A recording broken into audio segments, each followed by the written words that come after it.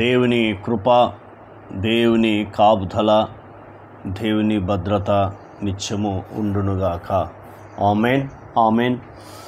ఇవన్నీ చివరి దినాలు, అంత్య దినాలు, ప్రమాదకర దినాల్లో మనం ఉన్నాం. కాబట్టి ఈ దినాలన్నీ ఎదిరించాలంటే ఆయన కృప, ఆయన కాపుదల, భద్రత అవసరం. కాబట్టి ఆయన కృపను, ఆయన భద్రతను, ఆయన కాపుదలను పొందుకోవాలంటే దినము ఆయన సన్నిధానంలో కూర్చొని ప్రార్థిస్తూ, ప్రార్థన జీవితము కలిగి ఆయన మీద ఆధారపడుతూ ఆయన వైపు చూడాలని దైవ సేవకుడిగా నేను కోరుతా ఉన్నాను. ఈరోజు దేవుడు బయలుపరిచిన దేవుని వాగ్దానాన్ని మనం పొందుకుందాం. ఇర్మియా గ్రంథము 31వ అధ్యాయము 22వ వచనాన్ని చదువుకుందాం.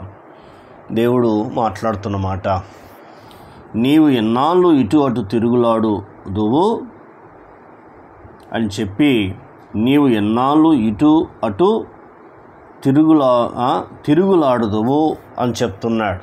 ఎవరు అంటే ఇక్కడ మనం చూస్తున్నప్పుడు విశ్వాస ఘాతకురాలా అంటున్నాడు.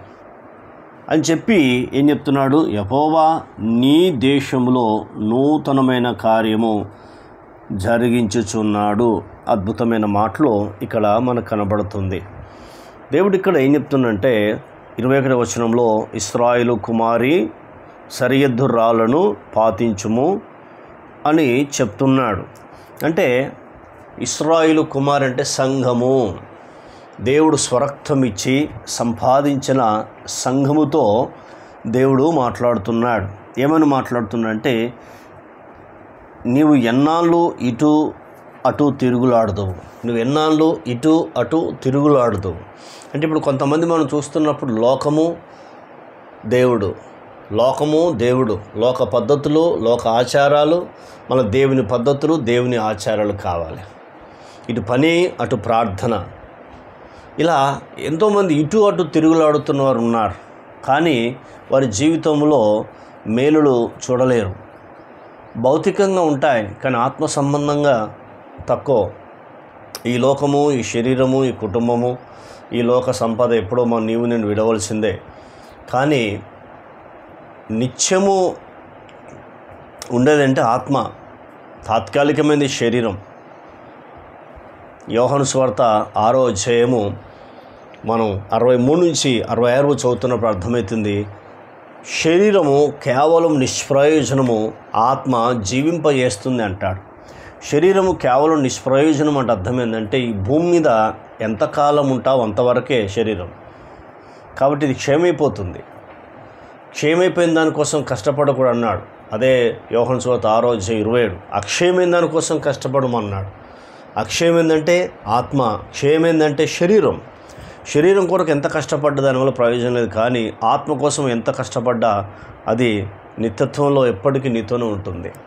కాబట్టి ఇక్కడ ఏం చెప్తున్నట్టే, విశ్వాసఘాతకురాలా అంటే నేను స్వరక్తం ఇచ్చి సంపాదించిన సంఘము, ఆయన కొరకు సిద్ధపడుతున్న సంఘము. దేవుడు మాట్లాడుతున్న మాట ఏంటంటే, ఇటు అటు ఎన్నాళ్ళు తిరుగులాడుతావు, విశ్వాసఘాతకురాలా అని చెప్పి గద్దిస్తున్నాడు, హెచ్చరిస్తున్నాడు. ఈనాడు చూడండి, ఆత్మీయ జీవితంలో ఒక సంఘములో అంటుకొని ఉండరు. ఈ వారం ఈ సంఘం, రేపు ఇంకో సంఘం వెళ్ళిపోతూ ఉంటారు. ఒక చెట్టును చూడండి, ఒక చోట తీసి 4 చోట్ల పెట్టు, ఏమైపోతుంది? ఎండిపోతుంది. అది ఎందుకు ప్రయోజించదు, దాంట్లో ఫలాలు ఏం రావు. అలాగే మనిషి కూడా ఒక వారం ఈ చర్చు, ఒక వారం ఆ చర్చు వెళ్తున్నప్పుడు ఆత్మీయ ఫలాలు రావు. అప్పుడు దుష్టుడు నిన్ను పాడు చేస్తాడు. కాబట్టి అలా ఉండకూడదని దేవుడు మాట్లాడుతున్నాడు. దేవుడు ఎక్కడ నీకు రక్షణ ఇచ్చాడు, ఎవరు బాప్టిజం ఇచ్చారు, వారితో అంటుకొని ఉంటున్నప్పుడు, ఒకే వాక్యం మనం వింటున్నప్పుడు ఆ వాక్యంతో ఎలా ఉండాలి, ఏం కథని దేవుడు నేర్పిస్తాడు. నువ్వు ఆత్మీయంగా ఎదుగుతావు, ఆర్థికంగా అభివృద్ధి అవుతావు, దేవునికి ఉపయోగపడే బిడ్డగా తయారవుతావు. ఇప్పుడు మనం కొన్ని విషయాలు చూద్దాం. యెహోవా నీ దేశంలో నూతనమైన కార్యము జరిగించుచున్నాడు. చూసావా? తిరుగుడు ఆపేసేయి.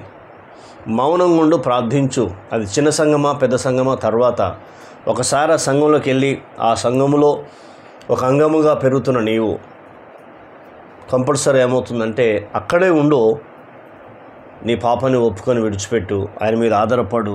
దేవుడు తప్పకుండా నీ జీవితంలో నూతన కార్యం చేయబోతున్నాడు. అది నీ కుటుంబం చిన్నదే కావచ్చు, నువ్వు చేసే పని చిన్నదే కావచ్చు, కానీ విశ్వాసం పెద్దదిగా చేసుకో.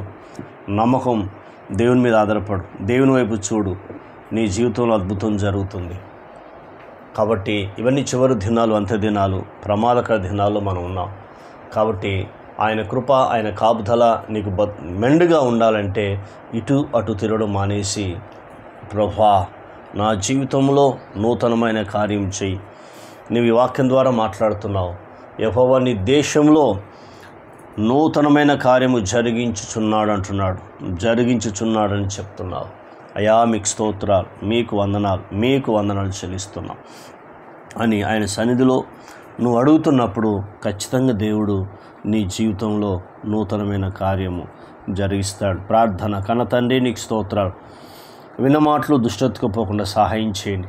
ఈ మాటల ద్వారా మీరు మమ్మల్ని ధైర్యపరిచినందుకు మీ కృతజ్ఞతలు.